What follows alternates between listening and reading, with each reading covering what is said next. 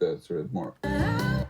That's all a bit Bryan Adams sounding to me. So I don't think I'm going to use the sort of more open thing. It felt great to play.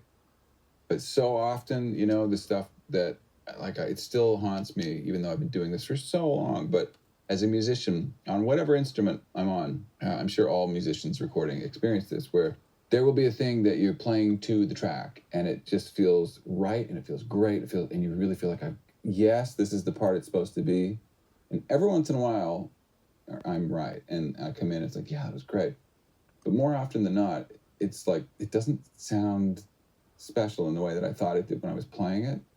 It's this weird transference of your musical instincts and aesthetics to then have it sound good coming through the speakers. That's a whole other thing. It's really weird. And I think that that's why there are so many incredible musicians in the world, all over the place, male and female, old and young, any country, any area code.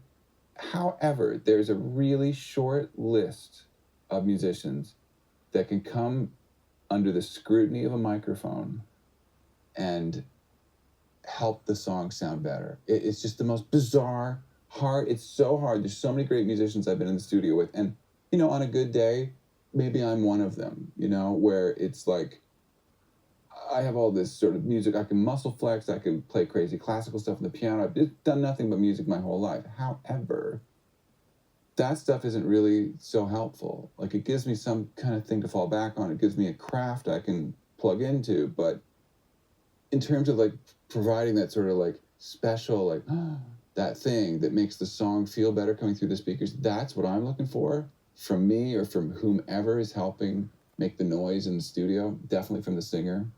And that's a really short list. It's a different muscle, and it took me so long to access it, you know. We're looking at it right now. I played a thing.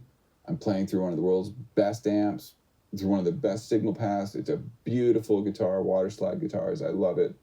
I'm not a terrible guitar player, but I'm listening to it. It's like, it's just, I don't need it. It's not special. You know, I'm looking for like the really special stuff that gives me that kind of that feeling inside. So I don't know. So I don't know how you beat it. I think I got slightly better at it from just sucking for so many years, you know, like playing something that I really thought this is going to sound great when I go in and listen to it, whether it's a drum fill or a certain sound. And so many times just had this sort of slap in the face of like, this doesn't sound the way I thought it did through the speakers. Why? It really felt that it's like, I feel like I know what I'm saying right now and maybe what I'm looking like. But when I watch this back, I'll probably think, wow, I didn't know I said it that way. Or, oh, I look angry. I wasn't feeling angry. It's just, I don't know, there's just weird stuff we can't control. Back to the guitars.